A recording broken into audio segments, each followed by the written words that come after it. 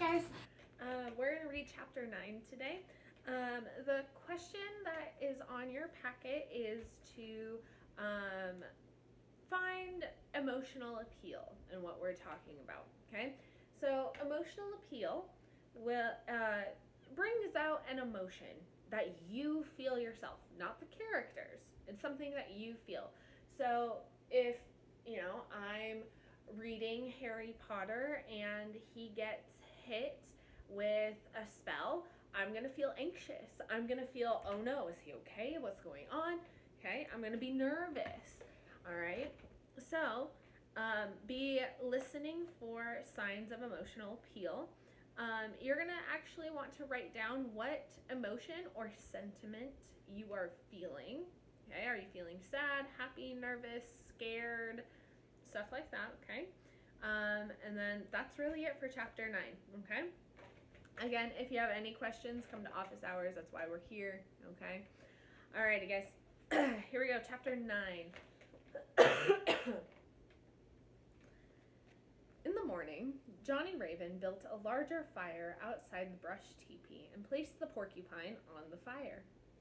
When most of the quills and fur had melted, he pounded the rest off with a stick. After the porcupine cooled, he gutted it, but he let us know that the charred skin should be left on. He set some big pieces on to boil. The meat was full of fat. Under the circumstances, it looked okay to me. I would have tried anything that resembled food. The porcupine meat tasted something like pork, only richer. As we filled our stomachs, Raymond said, "My father used to say that the porcupine knows the land so well that the lines in the palm of its hand are actually a map of all the places it goes." I looked at the old man eating with great satisfaction, and I thought that the hairs on his chin looked just about like 2 or 3 dozen stubby porcupine quills. I got the crazy image in my head that he was half porcupine. We built up the signal fire, made it smoke, and stood back and watched. Man, we could use that airplane about now, I said. I knew that if no plane showed up today, it meant they weren't coming anytime soon. Raymond hadn't even heard me. He walked off a little and was looking at something on the ground. Droppings. "There's a moose around here. Maybe not far away," Raymond said. "These aren't very old."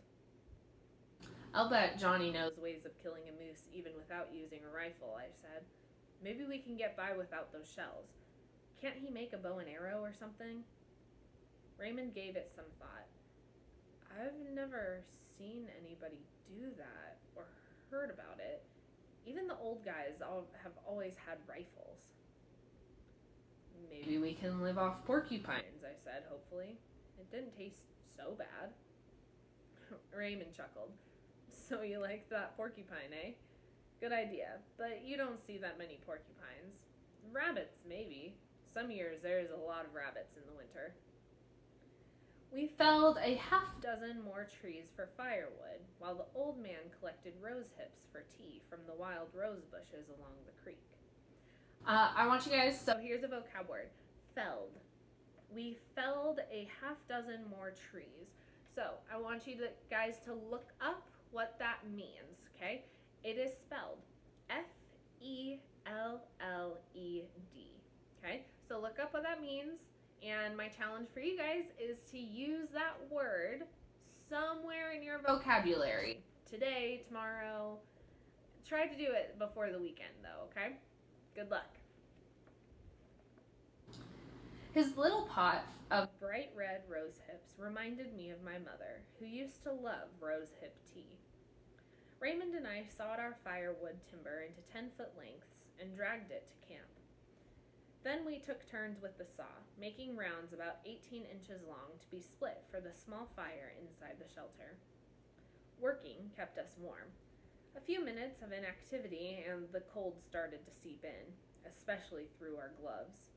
As bundled up as I was, stomping around the snow in my huge boots, I felt like some inflated version of myself, and nearly as awkward as an astronaut on the moon. We kept watching the sky and listening for the sound of an airplane. The vapor from our breathing made bursts of clouds every time we exhaled or spoke. I noticed the stiff wolf hairs on my parka ruff would barely start to collect frost before they shook it loose.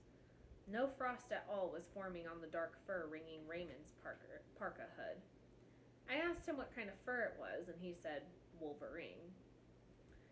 We went to take a look at the river. Twilight was on us already. All the cakes of ice were expanding and adhering, slowly down and growing into a solid mass. The river was freezing shut before our very eyes. I tried not to think ahead, not to let myself think about slowly starving to death in this place, but I couldn't help it. Nobody's coming today, I said softly. It's already getting dark. Nobody saw that plane turn away, Raymond said conclusively. They would have been here by now. I know, I agreed. Nobody heard any mayday or the transmitter either. We walked back up together to the signal fire and stared into the flames for a long time. There was nothing more to say. That's rough. They now know that everything, all the optimism, seems to be gone now. So, I guess it's a good thing we've got a good amount of book left. Okay, so let's keep reading. The next morning, we were eating beans for breakfast, and old Johnny Raven was inspecting the little fishing tackle box. I thought how useless the shiny lures would be in the river frozen. Johnny lifted up the little tray on top to get a look at what was underneath, and he let out a sudden cry. He held up a long rifle shell, then 3 more. The old man jumped up and made a beeline for the rifle hanging in the tree. He pulled the bolt back and tried a shell in the chamber. The face of the old hunter showed clearly that the ammunition made a match with the rifle. Perfect, he said. He ejected the shell from the chamber, then slid all 4 into the rifle's tubular magazine. Raymond's face was all lit up. We have a chance now, he said. If Johnny gets a moose, we can hold out until they find us. I took a good look at the old man cradling the rifle in his arms. There was a glint in his eye now, I thought. I sure hope he's a good hunter.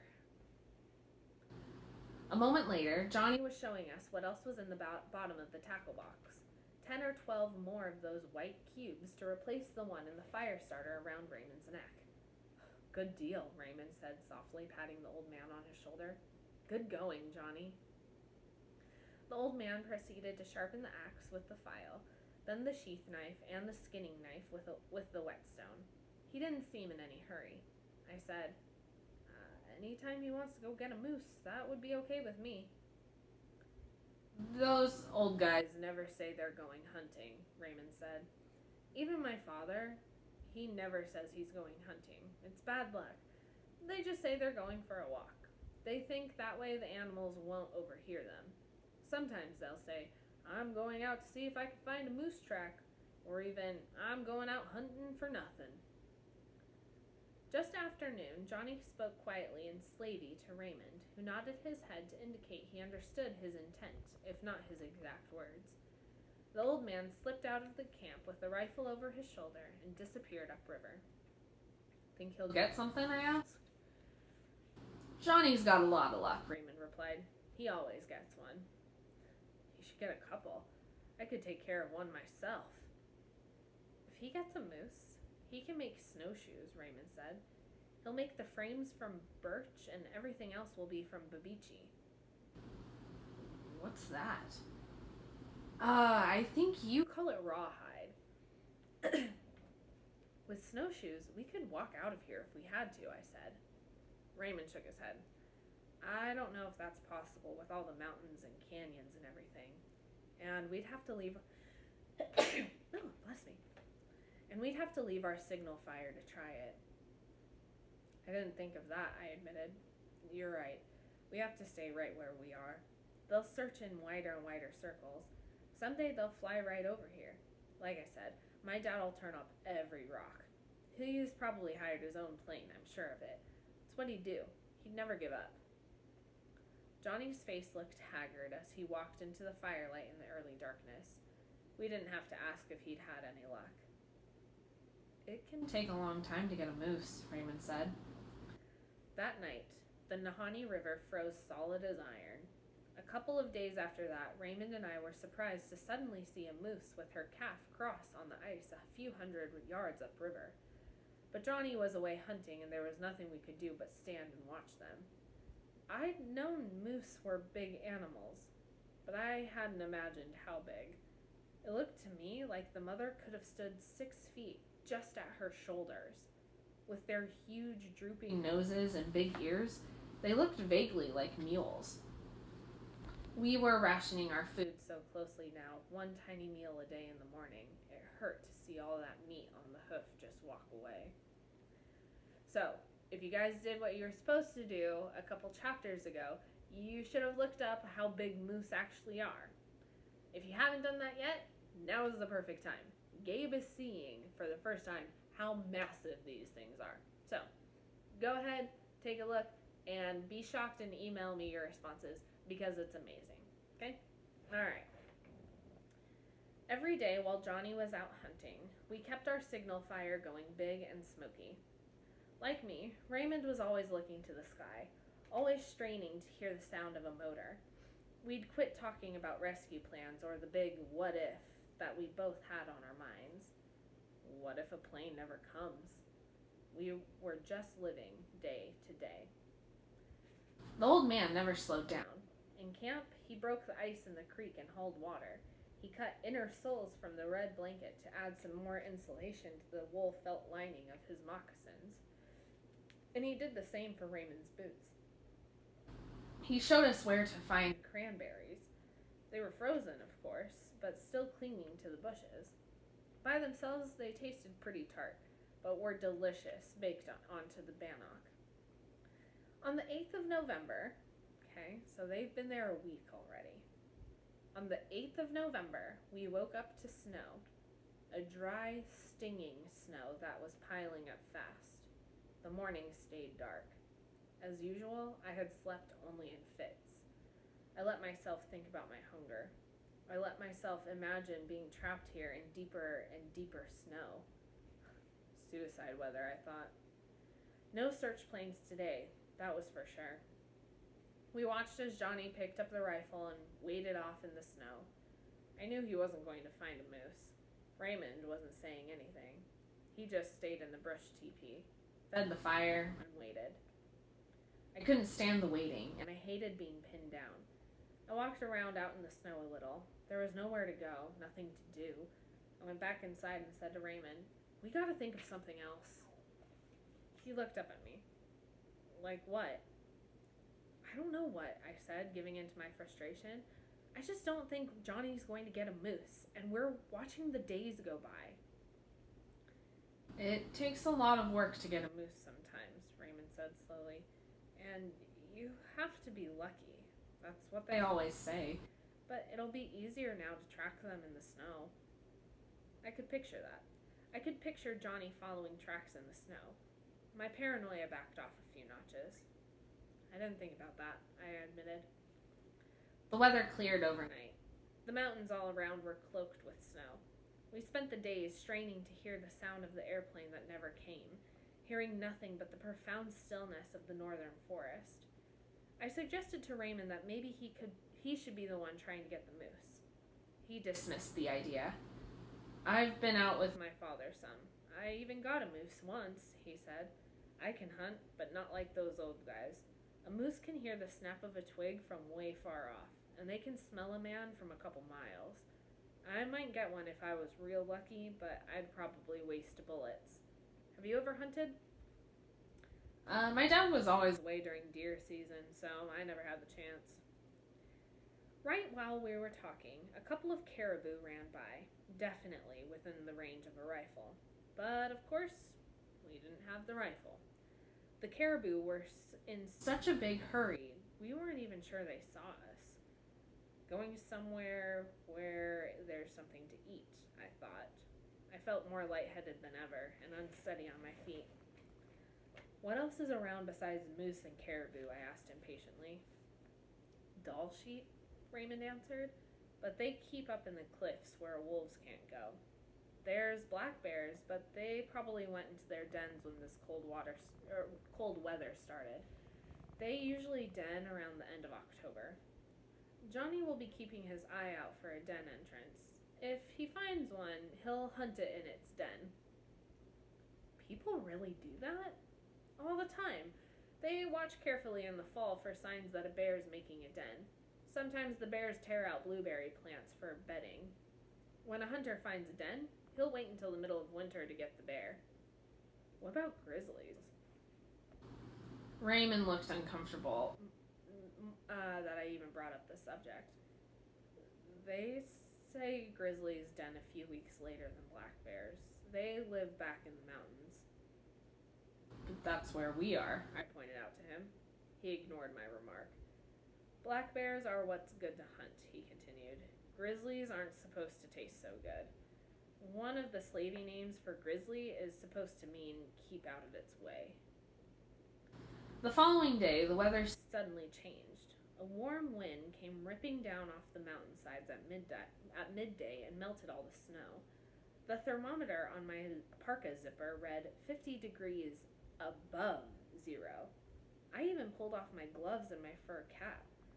The Fahrenheit reading didn't mean much to Raymond, but fortunately my little thermometer had the Celsius scale on it too, and he was impressed when he heard it was 10 degrees Celsius. It's the Chinook, Raymond said. It's back. It's unreal, I said. Such a big temperature swing so fast. I thought the hammer was down for good. Chinooks come and go in the early winter. Look, I'm not complaining, I assured him. Keep it coming. Sure beats the cold. The warm winds blew day and night. In a couple of days, the Nahanni broke through its ice, smoking where it hit the air. Great blocks of ice jostled their way downstream among the hissing flows of mush ice. Before long, the river had opened a wide channel of water flowing toward the falls. In the morning, the Chinook was blowing stronger than ever, so strong it kept threatening to knock us down. The old man was away hunting. Tall clouds, white and billowing, were sailing by in the warm blue sky, just like the summer clouds I'd seen in Arizona when my father and I had gone up to see the Grand Canyon. 55 degrees above zero. Except for a 20 or 30-foot strip of ice clinging to both shores, the wide Nahanni was running open water. Suddenly, I could think only of escape, and I was already picturing how we could do it. It's been 2 weeks, and we haven't heard any airplanes, I said, breaking our silence on the subject. When Raymond didn't respond, I said, Clint told me that people canoe this river in the summer. Raymond said, You have a canoe stashed in the bush? I was thinking as fast as I could. No, but maybe we can make a raft. Raymond didn't seem too sure about the idea. We can make a raft from the logs down below the falls, I told him. We could tie them together with a parachute cord. That stuff's really strong. Maybe we can make it out of here before the river freezes again. You're thinking the river must be easy because they can do it in canoes, Raymond said. This is a dangerous river. I know a guy who guides people down the river in the summer. They use spray covers over the tops of the canoes to keep them from getting swamped. There's bad rapids in those canyons. What do we know about that? How could we get through? I rafted the Rio Grande twice with my dad out in the West Texas. That had some pretty big rapids, and we got through okay. We didn't have a guide either. It was just us. Don't we have to try? Raymond seemed to be coming around a little. I saw a flicker of hope in his eyes, the hope that we could escape down this river while we still have the chance. What choice do we have? I asked him. Suddenly, I found myself losing control, letting all my fears rise to the surface. We're running out of food fast. Help is not on the way, Raymond. What do we have? A couple boxes of fruit, some beans, 2 macaroni and cheese dinners? We're starving as it is. Do you really think we can survive the winter out here? No, Raymond agreed. I can't picture it. When will this river break up in the spring? If we don't go for it now. early May? You're kidding. I could see that he wasn't. Well, I asked him. That Is the end of the chapter. Do you guys think, are they going to escape down the river? Is that a good idea? Are they going to stay where they are? Is that a good idea? I want you guys to kind of formulate what you think is going to happen in this story. Kind of think through, okay, what's going to happen either way? Okay? All right. Other than that, I hope you guys are having a good day, night, morning, weekend, whenever you're watching this. Cool. Peace out, guys.